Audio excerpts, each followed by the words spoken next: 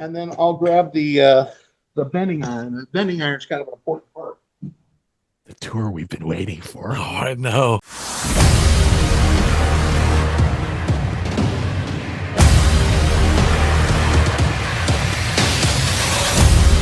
What's up, Hero Stock Nation?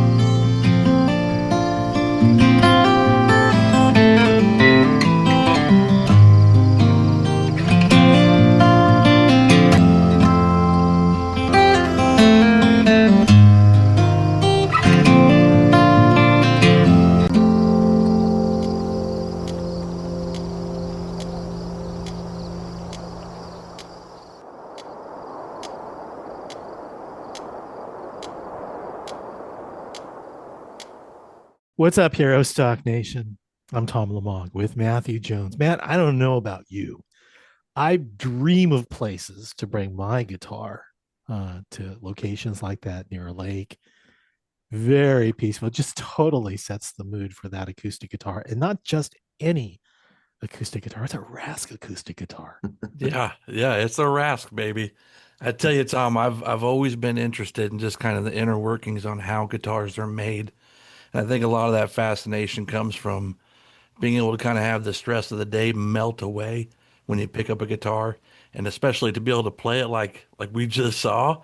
Oh, that's the ultimate goal. So I am so excited to talk to our guest today about just how he makes these. Absolutely. Well, tonight we'll be talking with master guitar luthier and maker of the Hero Stock guitar, Robert Rask. Now, I've gotten to know Robert over the last couple of years while he was building that beautiful custom electric guitar for Hero Stock 2024. Attending a concert event in Anaheim with him where a number of his handcrafted acoustics were featured on stage as the bands and musicians played them. And I've even had the opportunity to sit down with him on a podcast where he shared a number of heartwarming and interesting stories. Let me bring on Robert right now. Robert Rask. Hello, my friend. Hello. Thank you for having me on. It's wonderful to see you again. It's been at least a couple of years, it seems, behind the microphones. Sure. I know with the passing of time, you have been involved with not only some exquisite guitar making, but also projects that I'm hoping that you'll share. I know that Jason's been tapping me on the shoulder and saying, make sure to ask Robert about that project.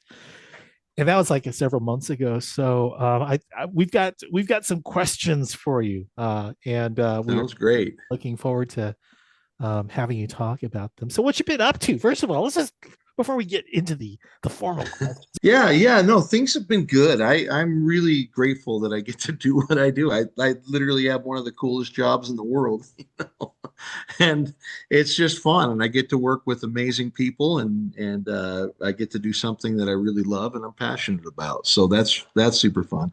But yeah, things are just kind of moving along. I mean, new website. That's kind of fun. But lots of new orders coming in, so opportunities to work with different artists and build different guitars. And that's really fun because every one of them that I'm doing at this point are handmade by me. I mean, I have an apprentice here that works with me, but I don't have any employees or anything.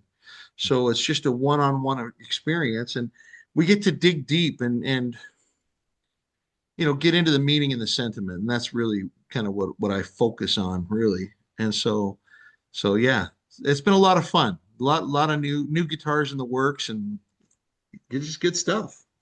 Okay, so now that we have some idea of what you've been up to, and we didn't really touch on the video that we just saw in that Sure. area on the website, maybe you can kind of help us understand, first of all, what was your role in all of that, aside from that beautiful guitar and the beautiful scenery that was behind it, Sure. gentleman who's playing it. Who is the artist? Okay, that was Jimmy Stewart, and not to be confused with the actor. It's a different Jimmy Kind Stewart. of figured. He's he's one hell of a guitarist. I mean, he's just so good. And that was a really cool story, cool experience with Jimmy. That guitar, this was quite a few years ago that we made that video, and it was one of my first like big experiences with one of my guitars. We took it to Nashville. I met Jimmy there. Really kind of a cool experience with it. So what happened? First off, I have to tell you a little bit about the guitar. I know the video kind of had a little bit of information on there, but it's made from, well, first off, the name of the guitar is called the Sleeper, and it's kind of a dual meaning name. One is because the wood that makes up the back and sides of that guitar and a lot of the inlays, the head plate and stuff, is the oldest workable wood on the planet. It comes from New Zealand, and it was an ancient tsunami that knocked over these gigantic trees that were the size of the redwoods, right? The sequoias. And it caused a mudslide, which buried all these logs, these trees under the mud. And when it sealed off the mud, or the oxygen, I should say, when it sealed off the oxygen, it preserved the wood so it never petrified or anything. So they're pulling the Maori people are pulling these logs out of this hillside, and it's still workable wood, like you cut it down yesterday. But it's seeped up all the minerals and stuff from the ground, and it's enriched both the color and the tone, the sound of the wood, which is incredible. And so, the age is the crazy part. These logs sat under this mountainside, under this mud for over 50,000 years. It's just unreal. Wow. And so I have enough to build a couple of those guitars. It's really, you can't get it anymore. There's a few boards in the States still, but there was a government change in New Zealand, and they changed the law and said you can't export it anymore. So it's been several years. The only way you can get it is if you buy it from somebody who already has it in the States, but it's not necessarily rare, but it is. The Maori people look at it as sacred. Mm-hmm. And so they don't let it go out. In fact, the only way you can bring ancient cowrie out of New Zealand is a finished artifact made by the Maori people. And so kind of a cool thing. But here's I went and pulled one off of the shelf. I'm going to just kind of do you a little pass by. Yeah. And this is what I would use to make the back. There's actually, two pieces. Right. But the other reason I call it the Sleeper, one was the obvious, sleeping under the mud for 50,000 years. The other is this is about one of the most plain and boring pieces of wood looking at it right now. There's nothing exciting going on when visually with this piece of wood, but when you get it all sanded up and then you put the finish on it, it is one of the most beautiful woods I've ever seen. It all of a sudden there's a depth to it that you're not going to see it until you get the finish on it. But then it almost looks like gold flake in the grain of the wood, and it's just absolutely stunning. I think you can see some of that in the recording. Yeah, you can see the color itself. Oh, yeah. It has. There's a word that everybody laughs at when I say chatoyance. Wait, what's that again? Say that word. Chatoyance. Okay. Yep. I tried to write that down how it sounds. I would use that in a sentence. Yeah. It's just basically the light refracting off of the wood and kind of dancing. And so you'll see the darks turn to light and vice versa with the movement of the wood. It's cool Oh, stuff. So okay. the interesting thing was I was building that guitar. I had an opportunity. I got an invitation from a studio in Nashville. It's a studio that recorded Hurricane from Luke oh, Combs. Luke Combs. Yeah. So that studio said, "Hey, your guitars sound good on online. Why don't you bring a couple in and we'll put them on a record?" I said, "Yeah, done." This time I hadn't even made 10 guitars, right? So I was this is early. So we made a trip out of it, and we decided to go over to Nashville. I took a bunch of guitars. That guitar, I finished it. I worked all night long. I'd gotten it back from the finisher. I'm putting strings on it. I got it done at 6 o'clock in the morning, and then went home, grabbed my suitcase, and went to the airport. I worked all night to get this thing done to make Wow. it in time. And stringing up, it was really a surreal experience because I've never experienced anything quite like this. I get the thing done and I heard it was kind of there was a duality. I was extremely elated about one aspect, and I was a little disappointed in another. Okay, first, the sound was unbelievable. There was something kind of almost indescribable about the sound of that guitar. One guy said that it sounded like a 12 string with only six. Mm. The overtones were so full that it just shimmered. Okay. But I also like a guitar that has like a really round, full bass, in a guitar. And that was lacking, like completely. Hmm. And I was totally disappointed in that, but elated at this other thing that I was hearing that I'd never heard, right? Very piano-like highs. And so I get the thing done. We go to Nashville, and I'm in the hotel room, and I'm getting ready to go to the studio the next morning, and I almost left that guitar in the the, the hotel room because I was like embarrassed. It didn't have enough bass. It was like Oh, I don't, you know what I mean. It was like I'm not purposely sure. left it there. That's a So, but thing. at the last minute, I'm like, hey, everybody likes something different. What rings my, floats my boat might be different for somebody else. So just what the heck? I got nothing to lose. I'll just take all three of them, right? And he records the first two guitars Mhm. and had a great experience with them. And then he grabs the sleeper and he recorded that one and was just astounded by the sound of this thing. And I said, "Well, what about the bass?" He goes, "Well, actually, in the mix, we have to kind of take the bass out. I don't have to do that with this one because Oh, we have to leave wow. that room for the other instruments." And so it ended up being like one of the best recording guitars ever. And No so EQ so required is what it sounds like. Yeah. it was crazy. I left it in that studio for the next 3 months, and they did about 30 albums with that guitar, and it was Wow. just really cool. Now, here's the other side of this story. We had I knew I was going to Nashville, and again, I'd only made about 10 guitars at this point, so I wanted to get something to use for social media and maybe get some feedback. And here I am, first time going away from Utah. I'm here in Orem, Utah, and it's my mom likes my guitars, but I have no idea how they compete on the world stage or how other real musicians would like them, right? So this is like my first real outing with them. And so I found a guitar group in Nashville and then just did a post and said, "Hey, Rask Guitars, I'm coming to Nashville. Anybody would like to come, um, you know, check them out. I'd love to get your input. We'll film you, and then we'll do a quick little free music video for you." Okay.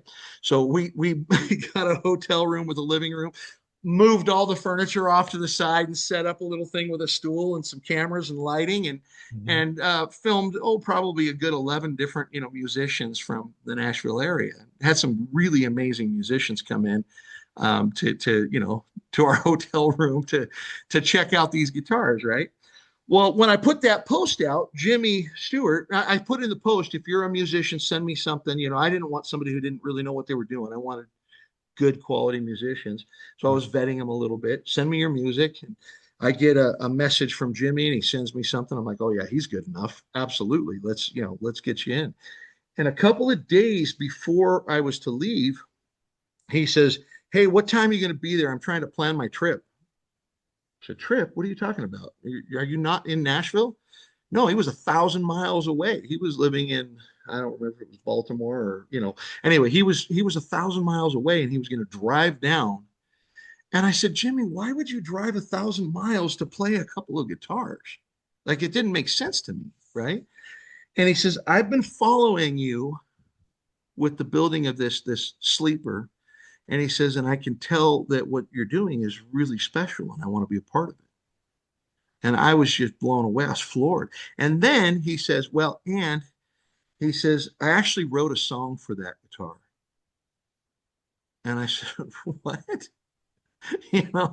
And he says, yeah, I wrote a song that's inspired by what you're doing with that guitar. And I want to record it on that guitar. And so we did. In fact, we did it in the hotel room. We did some of that, but then we literally said, let's make a music video. We had a day planned for doing something like that anyway. So we just said, you've driven this way, we've come this way. Let's make it a little more than just sitting in a hotel room. So we went out and found this lake and we filmed that music video with Jimmy on a song that he wrote for a guitar that he found inspiration in. And I'll be eternally grateful for that, for what that gift that he gave to me, That's quite a Oh, gift. that's awesome. That's like, and you're only 10 guitars deep. This is all. Yeah, I wasn't even quite to 10 yet. Yeah. I was probably like 6, 7, somewhere around there.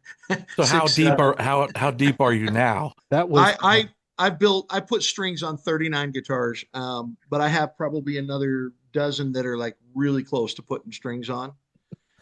They'll come in waves. Like I'll get a batch of them done, and then it'll be a long period of time, and then I'll do another batch. So I got another dozen guitars that are about to get strung up. Nice. So not many. Aside from the introduction that we've given so far, which is Master Guitar Luthier, you are the one who dreamt up, designed, built, and even donated the guitar to Hero Stock in 2024. Sure. It was awarded to one of our veterans. But aside from that, and what I know about you, it would be more interesting coming from you. So what would you like the folks to know about you? Well, that guitar was super fun. I was super honored to be able to make that for Hero Stock. And I would say, first off, the reason why I'm honored is because I never did serve in the military.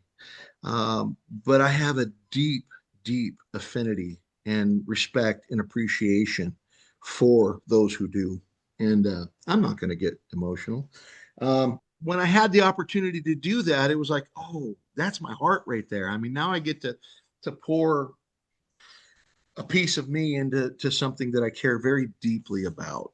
And so that was why it meant something to me. I wanted to give back. I mean, I feel this deep gratitude. So I wanted to do something to express that. And so I knew it was going to be something special, but it was an interesting path. Like the inspiration that came along the way. It was really fun. It was a fun guitar. There were a lot of other hands that touched it before it to that person. Can you talk a little bit about who was it that actually got to touch it before it made its way to Ashland?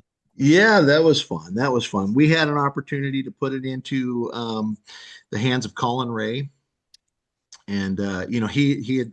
I'm close friends with his lead guitarist. And so he called me, and he actually played right here in Orem. There's a venue that's real close to us. And so he called me and told me he was coming. So they invited me over, and I got to take some guitars backstage. And what was cool is he played that guitar. Eric Halbig is the guitarist for Colin Ray. And Eric played that guitar for that concert. And they did Proud to Be an American.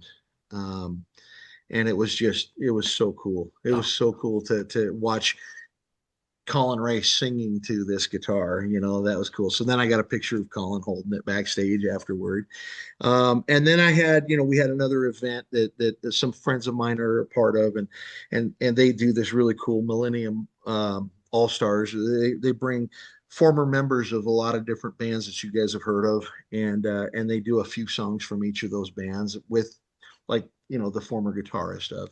So we had, I think that night we had guys from Puddle of Mud. We had Nathan December from he played in REM for a while, but he was also in the Goo Goo Dolls. And then we had let's see, Jared Bettis was there from One Republic. Um, Kenny Harris from Panic at the Disco. Boy, I can't remember all of them. There was a bunch though. You're naming all the Kevin bands I Cadigan. listen to, bud. Yeah, seriously, yeah, it was so cool. So yeah, Kevin Cadigan from Third Eye Blind, Murphy Cargus from Sugar Ray, There and was so too, right? what's that? There was a tribute to one of the artists who had passed as well, too. Yes, yes. Charlie Colleen, he was the founding member of Train. He was the bassist, but he was more of a guitarist and wrote songs on guitar. And he was a close friend of mine. He was the one that introduced me to that group. That's how I got to know all those guys. Wow. And I had made a guitar for him, a trip. Well, he ordered a guitar from me, and then had a heart attack and died while I was halfway done with it. Wow. And so I finished it in tribute to Charlie. So that was they were doing a little bit of a tribute to him that night. It was It was on cool to stage, have that. right? It was on stage. Yeah, it was. And in fact, I think it was the night before that. I don't remember if if that was the same time that we did his memorial service or not, but we did do a tribute to him that night. Mm. I was there. I remember. It was It was so fun. phenomenal evening, and to know It that was. your guitars were featured on stage with the musicians made it that much more special as well.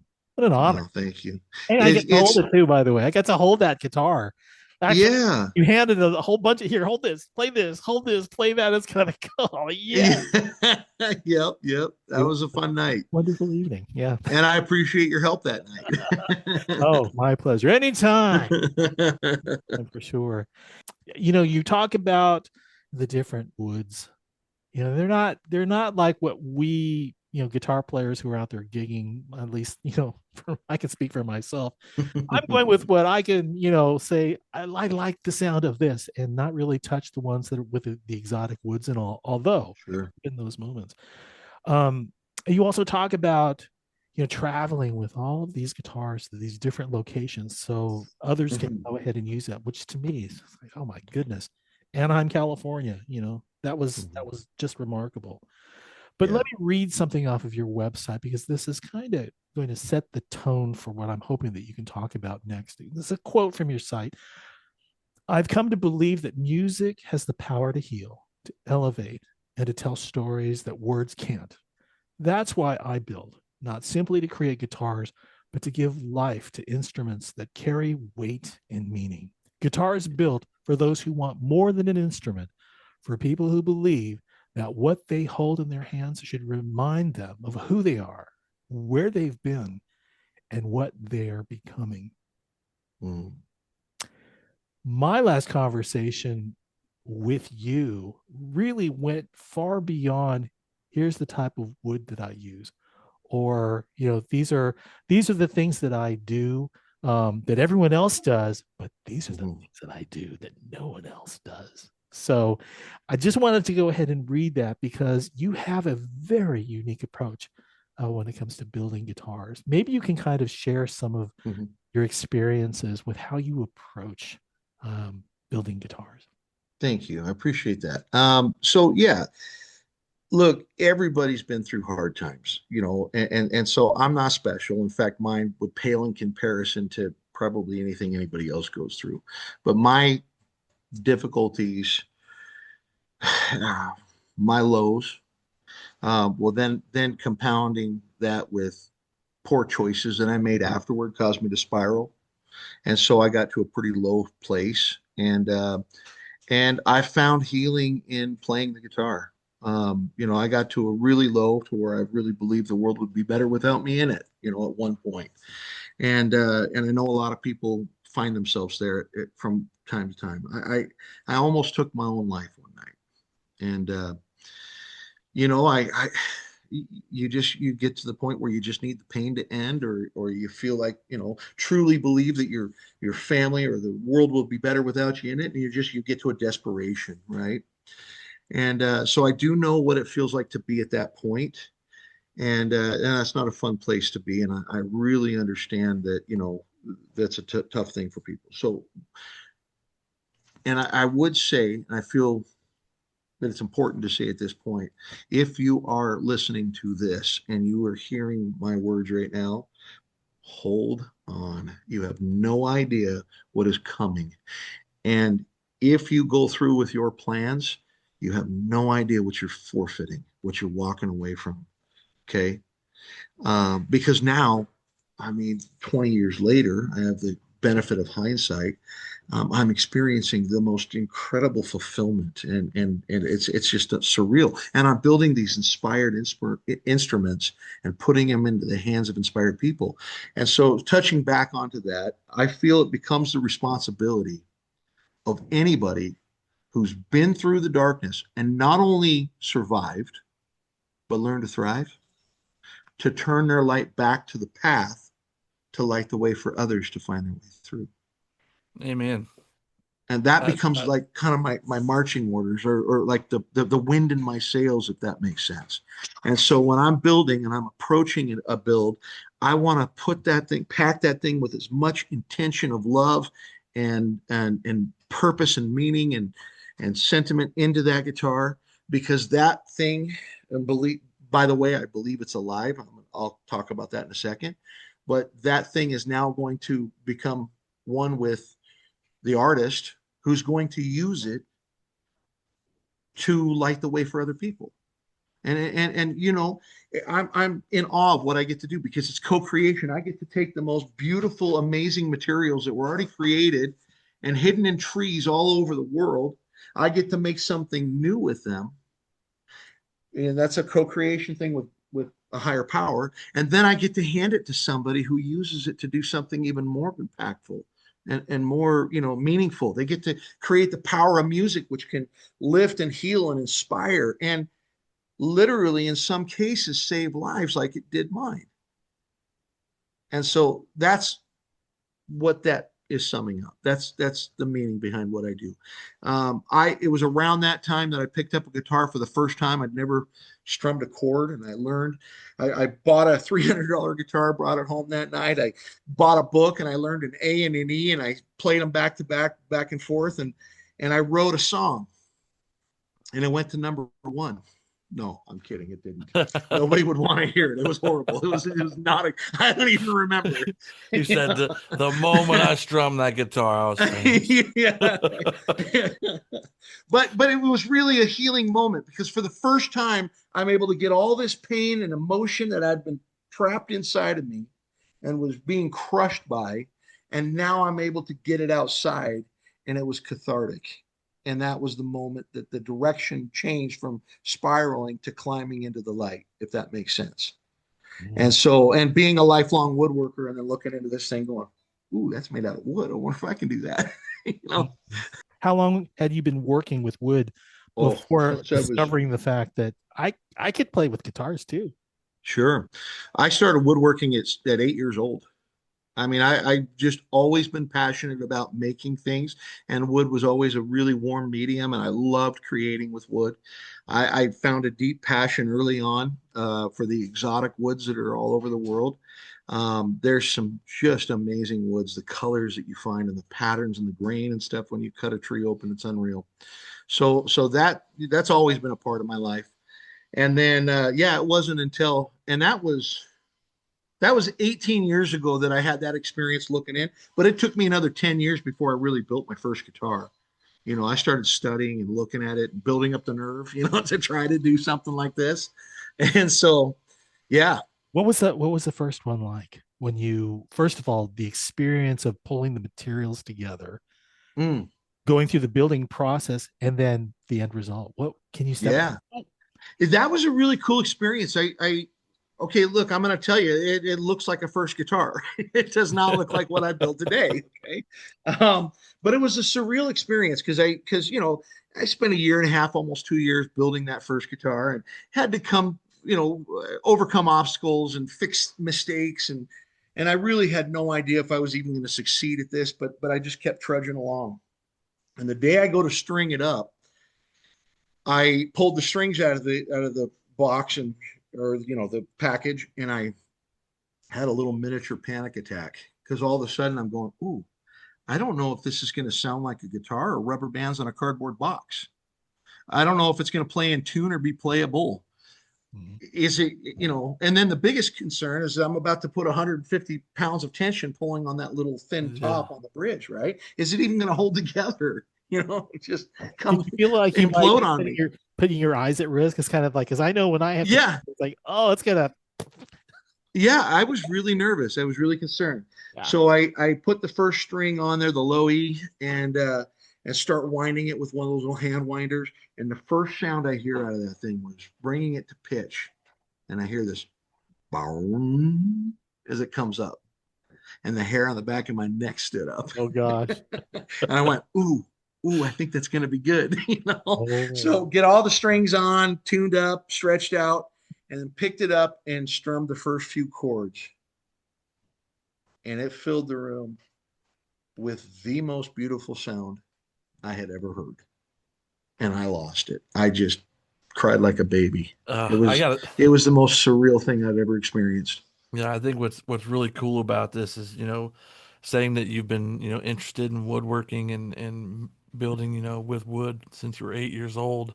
You talk about those lows, like everyone has them, and the Mhm. answer was right there in your hands, what you were Yeah, able to do, you know. So it's so inspiring to hear you talk about, using that ability to become that beacon of hope, yeah. instead of that lightning rod of hate. So it's absolutely Thank you. beautiful. Yeah, that's interesting that you just said it in that way, those words, lightning rod of hate, because the first 2 years from the low point until that moment where things started turning the other way, um, I was addicted to hate, anger, blame. Um, I had some things happen in my life, some by my own choice and some by the choices of others, and I had become really dark because I was so addicted to hate. And one of the most important things that ever happened in my life, part of it was, you know, I mean, I really do believe music saved my life, no joke. But probably the more important part was getting to a point where I had to learn how to forgive. And learning how to forgive was really what enabled me to really start on a whole new trajectory and start a healing process that has just been incredible. And that doesn't mean life is like perfectly smooth even today, but I'm so better equipped to handle the lows now than I ever was. Beautiful, beautiful.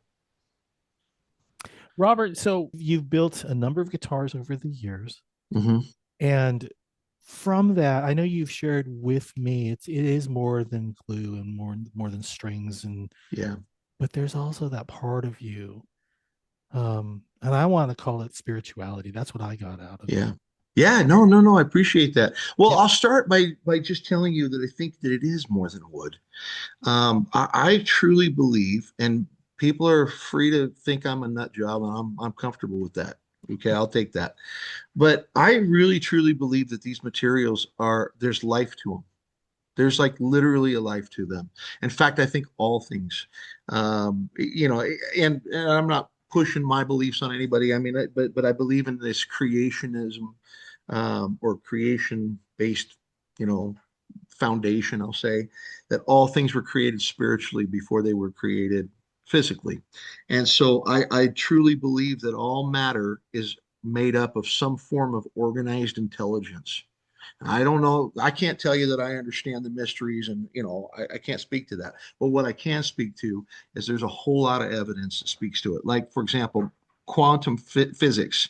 Have you ever seen the dual slit tests where they put light through two slits, and the light particles, individual particles, will react differently if it's under observation. If you turn the camera on, it gives you a different pattern than if it's not being observed.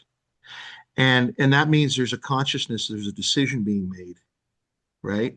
Even when they put the camera there and don't turn it on and try to trick it into being watched, it knows when it's being watched and it will behave differently. There's Dr. Emoto that you can find on YouTube, that does these water experiments where he puts positive words and then freezes the water and then looks at it under a microscope, and you see these beautiful snowflake like structures on the positive words and then disorganized on the negative words, and it's like kind of, you even see some dark colors and stuff in the water. There's the rice experiment, which my wife and I did 15 years ago, where literally we boiled a pot of rice and put half of it in one container and half in another and left it on the counter. Two identical containers. And the only difference is we wrote love on one and hate on the other. After several weeks, I pulled the lid off of the hate rice, and the mold had grown like hair up under the lid, and there was no visible light. It was black and green, and it smelled rancid. It was horrible. And then I lifted the lid off of the love rice, and there was one spot about the size of a quarter that was tan brown, and the rest was kind of a dingy white. Now, I can't explain exactly what happened. And yes, it was anecdotal. It was in my kitchen. It wasn't a laboratory. I get all of that. But I watched something physically happen. My best hypothesis is that the intelligence in the matter, okay, mind you, yes, it was a plant, but it was cooked, right? My best hypothesis is that the intelligence in the matter somehow react with the energy that we're associating with those two words. Okay. So if that can happen with rice or with water, why not a piece of wood? So every time I go to glue two pieces of wood together, I'll sand them, I'll prep them, I'll get the glue bottle out, I'll get the clamps out, and then I'll grab a pencil and I'll write what I call love notes into the guitar. And I'll write healing power of music, or beautiful tone, or gratitude, or whatever I feel inspired to write into that guitar at that moment. And then I put the glue on and clamp it, and nobody would ever know about it, except for everybody that's listening to this. Yeah.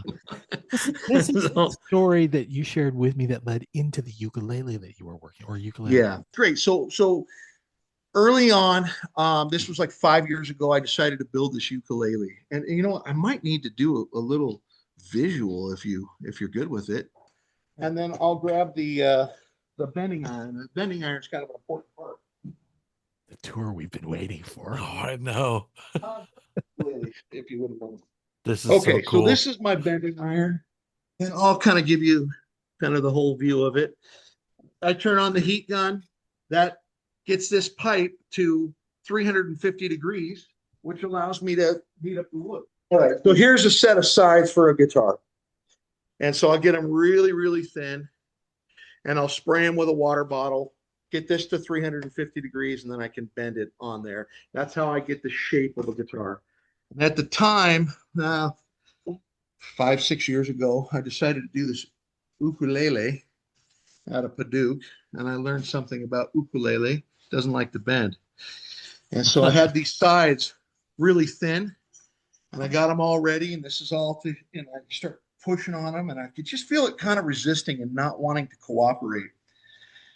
And I get through the lower bout and then through the waist, and I'm up on the tightest bend on the instrument, the upper bout, and I'm feeling it just resisting.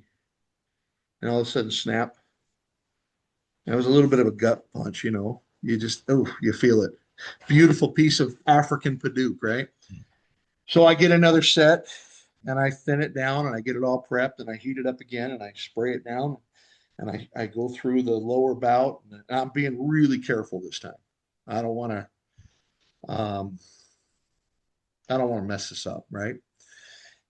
And so I get to the upper bout and snap a second time, and then a third time. I broke 3 sets of sides. Oh man. What's and the secret? Then I finally got it to cooperate without any cracks or breaks. And it finally cooperated. And there was only one thing that I did differently. And again, I'm okay with people thinking I'm nuts. I talked to the wood. I talked to it. And so I come into my shop on another day. I'm kind of reset a little bit. I had now the fourth set of sides that I sprayed down and got ready. I got them all wet. I got this up to the thing. And as I go to push it together, push it against this pipe for the first time, it was really surreal because as I touched it to this hot wood, there was a puff of steam that came out. And it almost was as if it was screaming in pain as this wood kind of hissed at me as I pressed it to there. And by the way, I'd put some ukulele music on in the shop because I can't help but smile when you're listening to ukulele music. So I put some ukulele music on and I start bending it. And I said, look, I know this sucks right now. It's hot. It hurts. I'm stretching you in ways that you don't want to be stretched right now. But hang in there. Work with me. Trust me. Do you hear that sound? When I'm done with you, I'm going to turn you into something that you can't even possibly imagine. When I'm done with you, you're going to sing just like that. And you're going to bring light into the world and you're going to lift people. Trust me. Work with me. And I did. And I was able to bend this very ukulele, which I still owe to it, that I have to finish it. So I'm about to actually after 6 years. And so it worked. And I'm a little slow on the uptake. I didn't make the connection until years later. Oh, Robert, so let me ask you this. I know that the guitars that you make are custom built for the owners who come to you saying, can you build me one? Yeah. How do they describe what it is that they're looking for? And does it go deeper than just, I want it to feel right or play sound good? They come in a variety of ways, and it's really a fun process because every one of them is different. There are common threads. I can be, I have one client that just says, what's your favorite combination tone-wise? And I said, Hunter and Rosewood with Sinker Redwood. He goes, okay, cool, build me that. And I said, well, I've got this inlay that I do that's a sacred inlay inside the guitar, and that's kind of the heart of the guitar. So I need to know what's the most important thing for you so I can come up with something. And he goes, oh, no. You're the artist. You do what you just build me something beautiful. And that was a fun one because I got to just unleash and just go for it. And it's one of my favorite guitars I've ever built to this day. And he happened to be a radio talk show host for a very big radio program, nationally syndicated. And so I put one of those old time microphones, silver microphones, as the heart inlay for his. It was really cool. Oh, nice. And so that was really fun. But it can be as hands off as that. And I have other times where people come in and they actually want to be a little taste of the process. So they come in, while I'm working on it. And sometimes I'll have them clamp this or glue that or cut that, and they get to be a part of it. They're writing love notes into their own guitar, and making the first cuts into their neck and things like that. And a lot of it has to do with getting to know the client and finding out what they've been through, what's meaningful to them. Like how can we make this something that's going to really, really connect and mean something to them? So just last week we had Greg Camp in here. He was the original guitarist and sole songwriter for Smash Mouth. So everybody's heard those songs, right? And he's the one that wrote them. And he's such a stud. He's become a really good friend of mine. And he's doing the bog oak, which is 5,000-year-old, bog oak. It's amazing. He had a tree outside of his studio in Nashville that it's like a Civil War era tree. It's been around since, pre-Civil War, and it's pretty famous. There's not a lot of this species left anymore. It's a certain specific oak tree. And so a lot of people come by and take pictures of it all the time. And it's kind of a well-known, tree. And it's beautiful. It's a huge tree. And so he found a branch that had fallen off and had been rotting on the ground for quite a while, and brought it to me and goes, can you incorporate this into my guitar? I said, I don't know. Let's see. I cut it open and I'm literally cutting through bugs. I mean, it was gooey and gross. So I sliced this piece of wood up and it's got bug holes through it. I cleaned all the bugs out the best I could and then threw it in the freezer, Ziploc bag for 3 months to try to kill anything else that might be alive, right? And I'm like, how am I going to use this thing? It's like all punky and like, like falling apart almost, right? So we sliced it up into thin slices, and then I kind of segmented it around, and I made this rosette. Oh, Whoa. And look at so that. that's a Civil War tree, and Wow. all that black in there is all from the Oh, That is awesome. spalting and stuff that was in the tree. It was just super cool. So it could be something like that. Oh, you're gonna love this one. In the Hero stock guitar, we used a piece of wreckage from an A10 Warthog that crashed in Arizona. That was really cool. That was a neat experience. Greg came into my shop last week, and he asked me, "Have you ever worked with glass?" No, why? What are you thinking? And he told me this beautiful story where he, right after 9/11, Smash Mouth went down to New York and did a concert at a local venue to play to the first responders to kind of lift their spirits, right? And it was kind of a surreal experience. He was playing to a lot of not just the first responders, but families who had lost people, right? And they're there, and it was kind of the surreal thing. And then sometime after that, they knew the fire chief in New York. And even though the ground zero was kind of blocked off and like not open to the public at that point, this fire chief walked him and a couple band members and a couple friends down into the holes, right?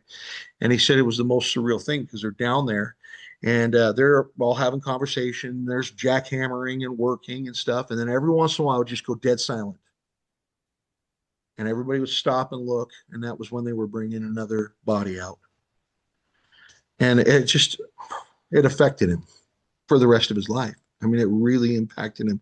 He says he still to this day has that smell of death in his nose that he can't get rid of. And while he was there, one of his closest friends, who literally just passed away a few weeks ago, reached down and picked up a little piece of glass. It was from the trade center. And he says, "Can you put this into my guitar?" And I said, "What if we were to put a hole through the headstock and make a window through that to represent, that event?" And he got emotional. He says, "You can do that?" And so, yeah, we can do that. So this is the piece of glass from the World Trade Center, and it's thick, it's big, it's gonna go all the way through the headstock. And what's crazy, I mean, I don't know how well you can see it, but there's still dirt yeah. in there. And so, yeah, I got the glass artist for Disney that's gonna come and cut this up for me so I can put it into his guitar. So can I Yeah, ask you? I know we're coming up on the top of the hour here. I just am curious about some of the guitars that I've seen you post online, sure. and it's kind of like, but wait, what's the story behind it? Any chance you can share one or two of the guitars Sure. you built, and maybe you can give us a little story behind it? Yeah, this one right here is the very first nylon string that I've ever built. Has no strings right now because we're just getting ready to put the finish on. Tonight, actually, after this, I'm doing the final sanding and then masking it off so that we can put it in the booth. This one's really fun. What's really cool is if you look really really close at those rings around the rosette, Yeah. that's sand from different beaches from all over the What? world. So this Oh, darker one is a beach where he baptized his daughter. This ring is a beach in Hawaii where he and his family went on a surf trip together. Okay. Then as you turn it around, the sand that this No. guy's standing on, that's from a beach in Costa Rica. No, no, Peru, where the longest continual wave in the world is, right? And this crushed coral from Hawaii, and then this piece of Port Orford cedar, that little what makes up the surfboard, is actually a leftover chunk of wood from the surfboard that he and his sons made together. Oh, And so, That's so that was yeah, super fun. so was definitely. that sea turtles for inlays? Yeah, yeah. On there, we've got Oh some my gosh. abalone honu, sea Oh, turtles, and yes, this first slotted, headstock because it's the first nylon string. And then what's really cool, I'm going to pop this neck off because it'll be easier to show you this. The heel cap, this part right here that goes on here. He comes in one night and says, hey, let's just do a piece of bog oak, which is what we used for the fretboard. And just, that's a really easy thing. It's the last piece of woodwork, and then we can get ready to finish it. And I get ready to cut it, and I'm like, wait, hold on. Nope, that's not it. We can't use that. And he almost got a little frustrated with me. He's like, oh, come on, we're so close. 10 minutes and we can be like, sanding this thing and we can get a finish on it. And I'm like, no, there's something more that needs to go on there. We need to do some kind of an inlay or something. And and he says, well, what are you thinking? And then really quickly, I had this process that went through my mind. I thought, well, we got this beach surf theme. Maybe it's a fish. And before I could even vocalize that, something in my head, nope, that's not it. And so I turned to him and I said, I'm not sure what it is. You're the one that has to tell me, but it has to be spiritual in nature. It's not going to match the rest of the guitar. It has to be spiritual in nature, and it has to represent your connection with your higher power. And then he stopped and got quiet. And he goes, I know what it is.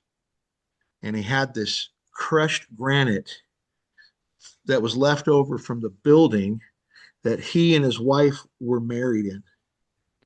And what? so the building right there that you see, that granite is actually left over from that building. And then the sky, the night sky, is actually sand from a beach in Costa Rica, which is another, and then the wood, the mountains are walnut from another kind of a spiritual leader, kind of a famous tree within his religious group, and so that was kind of another little neat thing. But it was like, oh, okay, now I know. Now this thing's complete, And what was cool about it, that's his heart, right? Or oh, well, this is the heel block, and when you're playing the guitar, that's pointed directly at your heart, and so that was the most, that was a sacred, meaningful thing for him. For Man. people who are guitar players and they're looking at the guitars that they have now and they're watching Mm-hmm. this thinking there is so much more to this guitar than what Mm-hmm. I've got. These are just amazing stories, and Thank you. to be able to say to own one and to point at all the different things that make it so personable and so important to that individual. Yeah. Guitar players need to be thinking about that. It's not just Yeah. there's more to this. This is a connection to a higher power directly For sure. plugged into my heart and soul. I look at it differently after hearing your story, that's for sure. Well, thank you. I want to speak to one thing you had mentioned earlier. How do you keep coming up with these ideas? And there was one guitar, like I'd never prayed over anything I'd ever made in my life until I built this one particular guitar that I knew the guy was going to use it for his own TV show where he goes around the world and shining a light on the good people do, and then he writes them a song on this guitar. And I knew he was going to use it. He was going to go all over the world with it and do something really beautiful that was going to bring light into the world. And he was very religious and spiritual in nature, and so we kind of leaned into that with the materials. And we had the rosette was a 2,500-year-old olive wood from the Holy Land. I mean, literally wood that was there. The tree was alive while Christ was there. And so we put those kinds of things on his 12th fret. We put two lepton coins. They were uh, bronze Roman coins. They were widow's mites from the story in the Bible where the widow gave of her all by putting these two mites in there. And so we put two widow's mites in his. I mean, it was just such a cool thing. But it was the Man. first and only time, well, it was the first time that I'd ever been prayerful about something I was making. I knew it was going to make an impact in the world. And so I fasted and prayed, and I just invited God to be a part of this process, right? And when I got all done with that thing, I sat back and went, wow, that was amazing. I'm really grateful that I got to experience that once. And what was shocking to me was it's not every single guitar I build, but it was shocking to me to see that same things happening, tapping into this inspiration and having this guidance and direction and having these little miracles that get to be a part of this process. I'm still in awe. For sure. We've been talking with master guitar luthier and maker of the Hero Stock 2024 custom electric guitar, Robert Rask. And boy, what great stories, my friend. How do we steer people towards you to get their guitars ordered? Rask Guitars, Rask. You can find me on any of the socials. I'm on Instagram and Facebook and YouTube, and I've got raskguitars.com. So you can find me anyway. We'll be happy to share that information too. We've got Thank you. contact information too. When we come back, Matt and I will tell you about some of the exciting events coming up in the month of November, including Military Appreciation Nights featuring hockey, a nationwide virtual guitar song circle, and a couple of automobile auctions that you'll not want to miss right after the break.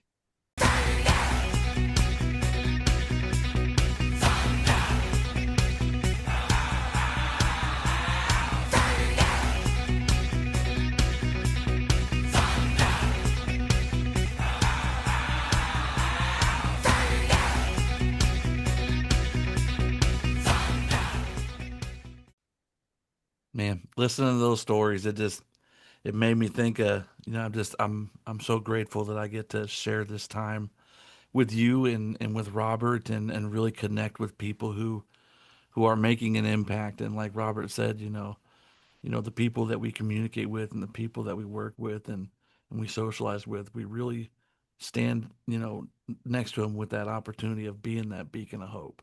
And if we can show one person, hey, there's light at the end of that tunnel, then by God, the person who we showed it to can show another person. So beautiful human being, such a beautiful soul behind those beautiful guitars. Just an amazing opportunity to be able to talk to him and hear his story. Looking forward to what he's got planned, with what he was talking about, not only with this project that he's working on, that not a whole lot more has been really said about it, other than whispering in my ear from Jason. I'll make sure to ask him about that. Yeah. But, those guitar builds, 39 guitars that he's built, and it's not the quantity, it's the quality, and certainly it's the quality. Yeah. Just the amount of care that goes into the building of these guitars and just the relationship that people have with it. It's just awesome. Like you said, labor of love.